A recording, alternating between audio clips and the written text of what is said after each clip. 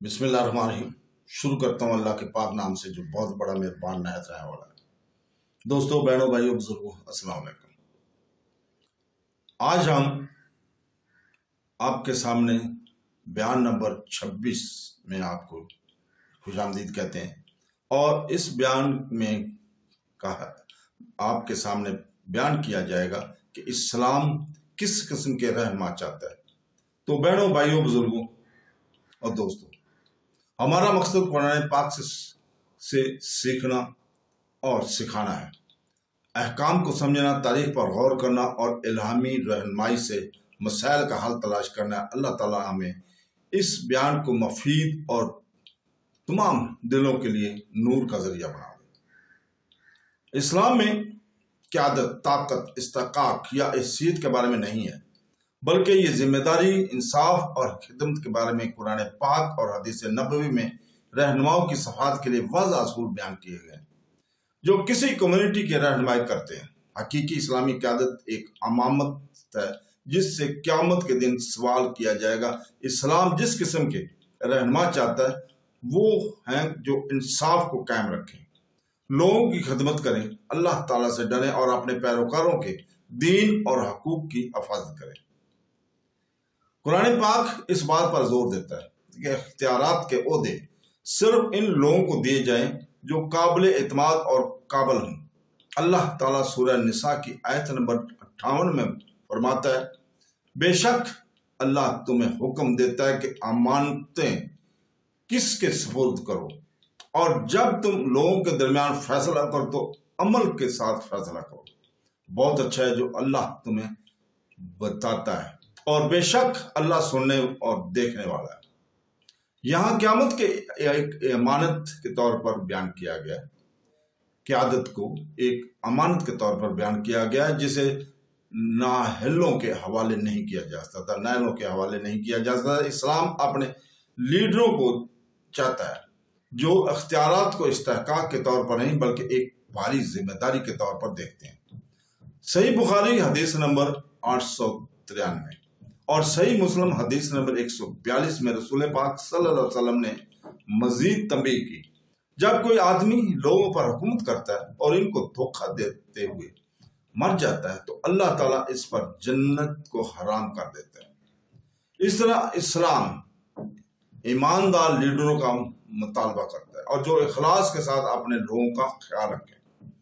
انصاف ایک اسلامی رہنمائی کی بنیادی خوبیوں میں سے ایک ہے۔ قرآن پاک سورہ نساء کی آیت نمبر 135 میں فرماتا ہے، اے لوگوں جو ایمان لائے ہو، انصاف پر ثابت قدم رہو، اللہ تعالیٰ کے لیے گواہ بنو، خواہ وہ تمہارے اپنے یا والدین اور یا رشتہ داروں کے خلاف ہی کیوں نہ ہو۔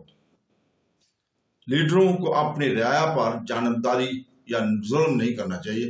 سنن ترمذی حدیث نمبر 1329 میں رسول پاک صلی اللہ علیہ وسلم نے فرمایا، قیامت کے دن اللہ تعالیٰ کے نزدیک لوگوں میں سے سب سے زیادہ محبوب اور اس کے سب سے زیادہ قریب وہ عادل ہوگا جو اللہ تعالیٰ کے نزدیک لوگوں میں سب سے زیادہ نفرت کرنے والا اور اس سے سب سے زیادہ دور ظالم سردار ہوگا۔ اس سے ظاہر ہوتا ہے کہ اسلام میں قیادت کا اعلیٰ ترین معیار انصاف ہے اور ظلم اس کی سب سے بڑی حدید ہے، خیانت ہے۔ اسلامی قیادت خدمت سے متعلق ہے، استحقاق نہیں۔ ابو داؤد حدیث نمبر 2858 میں رسول پاک صلی اللہ علیہ وسلم نے فرمایا، عوام کا لیڈر ان کا خادم ہوتا ہے۔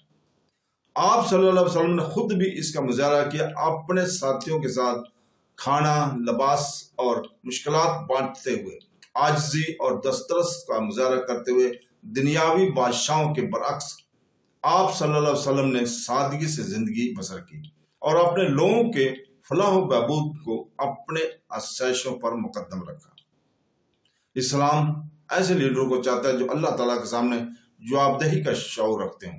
صحیح بخاری حدیث نمبر 893 اور صحیح مسلم حدیث نمبر 1829 میں رسول پاک صلی اللہ علیہ وسلم نے فرمایا، تم میں سے جو ایک چرواہا ہے اور تم میں سے ہر ایک سے اس کے ریوڑ کے بارے میں پوچھا جائے گا۔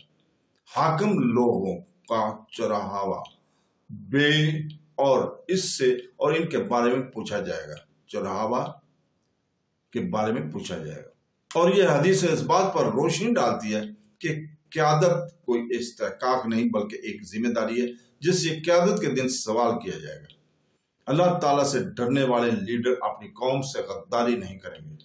نبی کریم صلی اللہ علیہ وسلم نے قیامت سے قابلیت کو رد کیا، قیادت میں قابلیت کو رد کیا اور قابلیت پر زور دیا۔ جب ابو ذر رضی اللہ تعالیٰ عنہ نے قائدانہ کردار کے لیے کہا تو رسول پاک صلی اللہ علیہ وسلم نے فرمایا، صحیح مسلم حدیث نمبر 1825 میں روایت ہے، اے ابو ذر تم ضعیف ہو اور یہ امانت ہے، اور قیامت کے دن رسوائی اور ندامت کا باعث ہوگی، سوائے اس کے کہ جو اس کی ذمہ داری کو پورا کرے اور اپنے ذمہ واجب کو ادا کرے۔ اس سے ظاہر ہوتا ہے کہ قیادت کو تعصب یا حساب نسب کی بنیاد پر نہیں بلکہ صلاحیت، طائف اور طاقت اور ایمانداری کے بنیاد پر دیا جائے۔ قرآن پاک سالہ قیادت کی مثالیں دیتا ہے، جیسا کہ اللہ تعالیٰ نے سورہ یوسف آیت نمبر 55 میں فرمایا، مجھے زمین کے خزانہ میں مقرر کر دے، میں یقیناً علم والا نگہبان بنوں گا۔ اس نے قابلیت، ایمانداری اور علم کا مظاہرہ کیا۔ اور سورہ الصف آیت نمبر 26 میں فرمایا، اے داؤد ہم نے تجھے زمین پر جانشین بنایا ہے، بس لوگوں کے درمیان حق کے ساتھ فیصلہ کرو اور خواہش کی پیروی نہ کرو۔ اسے حق پر قائم رہنے اور ذاتی خواہشات کے خلاف مزاحمت کا حکم دیا گیا تھا۔ یہ مثالیں ظاہر کرتی ہیں کہ اسلامی رہنماؤں کو علم، انصاف، طاقت اور تقوی کو یکجا کرنا چاہیے۔ قرآن پاک اور سنت رسول سے وعدہ ہے کہ اسلام ایسے رہنما چاہتا ہے جو عدل اور انصاف کے ساتھ حکومت کرے، قیادت کو ایک امانت سمجھیں، استحقاق نہیں۔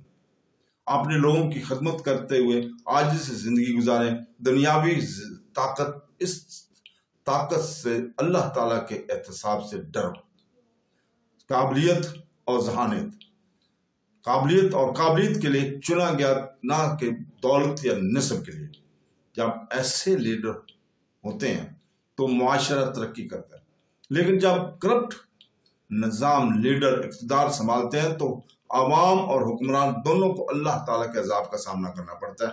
اسلامی قیادت ایک مقدس امانت ہے، اقتدار کا موقع نہیں۔ قرآن پاک نے سورہ نساء کی آیت نمبر 58 اور 135، سورہ یوسف آیت نمبر 55، سورہ سواد کی آیت نمبر 26 اور حدیث نبوی صحیح بخاری 893، صحیح مسلم 1829 اور ترمذی 1329 میں عدل اور انصاف، پرہیزگاری اور خدمت کی صفات پر زور دیا ہے۔